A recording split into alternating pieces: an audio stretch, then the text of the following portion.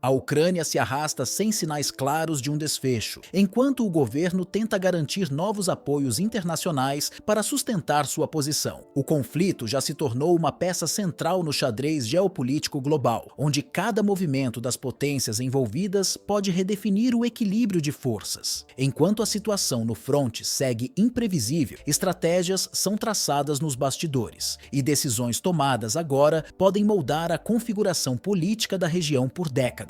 Moscou segue determinada a consolidar seus objetivos, enquanto o Ocidente enfrenta dificuldades para manter sua estratégia eficaz. Países vizinhos como Polônia, Hungria e Romênia observam atentamente os desdobramentos, conscientes de que qualquer transformação no território ucraniano pode repercutir diretamente em suas próprias fronteiras. Dentro desse contexto, surgiu uma proposta controversa que pode alterar completamente a estrutura política do leste europeu. A ideia, defendida por Moscou, sugere a redistribuição de partes do território ucraniano para nações que reivindicam laços históricos com essas áreas. Essa tese não surgiu de maneira isolada, mas como uma resposta a um impasse crescente que já se estende por anos. O argumento central é que as fronteiras atuais da Ucrânia não foram definidas organicamente, mas moldadas por acordos e tratados ao longo da história, frequentemente ignorando dinâmicas étnicas e geopolíticas mais profundas. Segundo essa visão, algumas regiões teriam sido incorporadas de forma artificial, sem que seus habitantes tivessem a chance de decidir seu destino. A ideia de uma reconfiguração territorial não é nova e já foi discutida em diversas ocasiões dentro do cenário geopolítico. Para Moscou, a solução mais viável para encerrar o impasse seria uma redistribuição de terras, onde algumas regiões que historicamente pertenceram a outras nações fossem reincorporadas. No entanto, as potências ocidentais rapidamente se manifestaram contra essa possibilidade, reiterando que qualquer alteração nas fronteiras ucranianas violaria princípios internacionais e não seria reconhecido. Um dos principais representantes do bloco ocidental enfatizou que qualquer tentativa unilateral de redefinir o mapa da região traria novas sanções e represálias econômicas contra a Rússia. Em resposta, Moscou rejeitou essas ameaças, argumentando que as penalidades já aplicadas não tiveram impacto suficiente para alterar seus planos ou comprometer suas decisões estratégicas. Para reforçar sua posição, a Rússia apontou exemplos recentes de disputas territoriais que resultaram em mudanças políticas e administrativas, como o caso de Nagorno-Karabakh. Segundo essa lógica, a Ucrânia deveria considerar um caminho semelhante, buscando soluções pragmáticas para evitar um desgaste prolongado que poderia trazer consequências ainda mais severas. Caso essa proposta avance, a configuração geopolítica da Europa passou por uma transformação sem precedentes, levando a modificações em fronteiras que permaneceram relativamente estáveis por décadas. Algumas nações próximas, que há tempos reivindicam determinados territórios, poderiam obter ganhos políticos e estratégicos, enquanto as potências ocidentais se veriam diante do desafio de preservar sua influência sobre a região em meio a um cenário de mudanças profundas. O governo ucraniano enfrenta um dilema sem respostas fáceis, onde cada escolha pode definir o futuro do país. Manter a resistência militar significa continuar lidando com a escassez de recursos,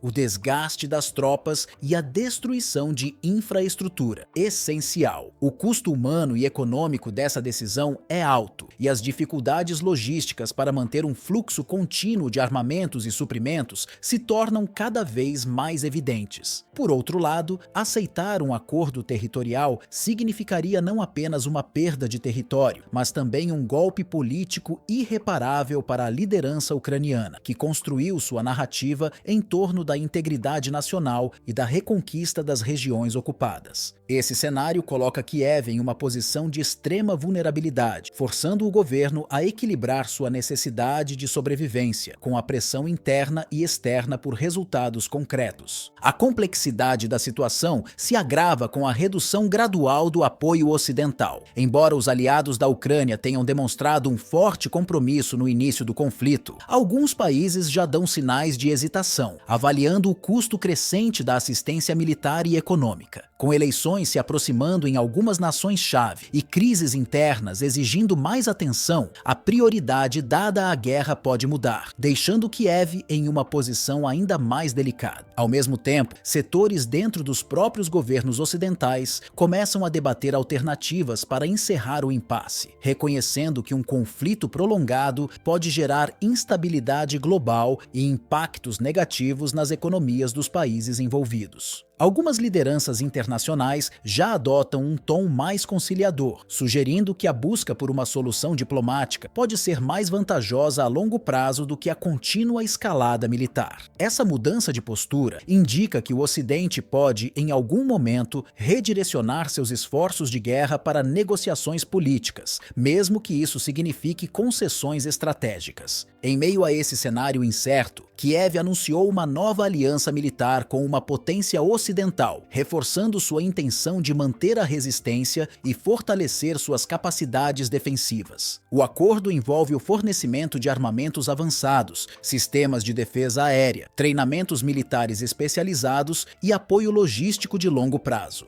Além da cooperação bélica, também há um compromisso de estreitar laços diplomáticos e comerciais, garantindo que a Ucrânia continue recebendo suporte mesmo que o conflito se prolongue. Para os aliados ucranianos, essa parceria representa um passo crucial para manter a soberania do país e impedir um avanço territorial russo ainda maior. Entretanto, essa movimentação também levanta questionamentos sobre a viabilidade de uma solução pacífica. Críticos apontam que essa estratégia pode simplesmente prolongar o impasse, mantendo a guerra em um estado de desgaste contínuo, sem oferecer uma resolução definitiva. Além disso, enquanto Moscou mantém sua posição rígida e se recusa a ceder território, o fornecimento de mais armas à Ucrânia pode ser visto como um fator de escalada do conflito, aumentando os riscos de um confronto ainda mais amplo. Dessa forma, a decisão de fortalecer a defesa ucraniana é vista de maneira ambígua. Para alguns, é uma medida essencial para resistir à ofensiva russa. Para outros, é uma estratégia que apenas posterga um eventual acordo, enquanto o custo humano e econômico da guerra continua crescendo. Enquanto diplomatas discutem possíveis soluções para o impasse, os combates seguem em ritmo intenso, sem sinais de uma trégua duradoura. Especialistas avaliam que a indústria militar russa continua a operar em capacidade máxima, impulsionando a produção de tanques, mísseis e drones em larga escala. Esse fluxo contínuo de armamentos garante que as forças russas mantenham uma presença constante no campo de batalha, adaptando suas táticas conforme necessário. Essa realidade contrasta com as expectativas do Ocidente, que apostava que as sanções econômicas e os bloqueios financeiros enfraqueceriam a máquina de guerra russa. No entanto, a diversificação das cadeias de suprimentos e novas parcerias estratégicas ajudaram Moscou a contornar restrições e a fortalecer sua produção bélica. Paralelamente, cresce a preocupação entre os países vizinhos da Ucrânia, que começam a questionar a própria capacidade de defesa diante de um cenário cada vez mais instável. Embora algumas dessas nações façam parte de alianças militares consolidadas, há um temor crescente de que, em caso de um desdobramento inesperado do conflito, depender exclusivamente do apoio externo possa não ser suficiente. Esse receio tem levado a uma reavaliação das políticas de segurança e ao aumento de investimentos na modernização das forças armadas locais.